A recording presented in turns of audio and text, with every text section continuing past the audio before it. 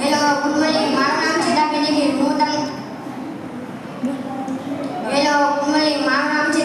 હું તમને વાર્તા સંભળાવીશ. વાર્તાનું નામ છે પૈસાની કિંમત. એક વેપારી હતો, એનો એકનો એક દીકરો હતો. એને ખૂબ જ લાડ કરાવતા હતા.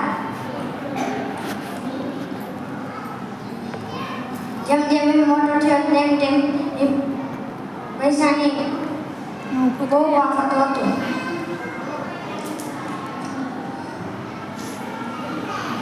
પુત્ર ધીરે ધીરે મોટો થવા લાગ્યો. જેમ તેમ એ પૈસાનો બગાડ કરવા લાગ્યો. ત્યારે પિતાને પુત્રને કહ્યું, જે મારું છે એ તારું છે. ત્યારે પિતાને પુત્રએ કહ્યું, તું બધું કામ કરી રહ્યો છો, જે 26 કર.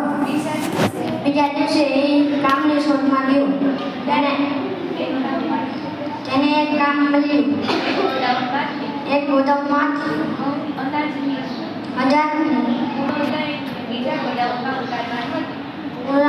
બીજા ગોદામમાં ઉતારવાનું હતું.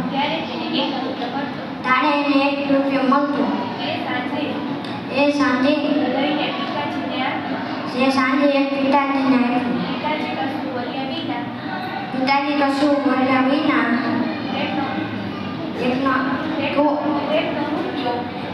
તેમનો રૂપિયો ઘરની પાસે કૂવામાં એમાં નાખી દીધો. થોડા દિવસ એમને પણ ચાલતું રહ્યું. પુત્રએ કહ્યું,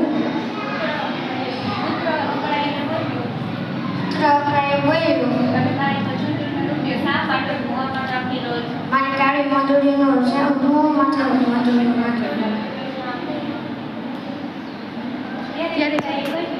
તેમ પિતાએ કહ્યું, ત્યારે તો મારી મજૂરીનો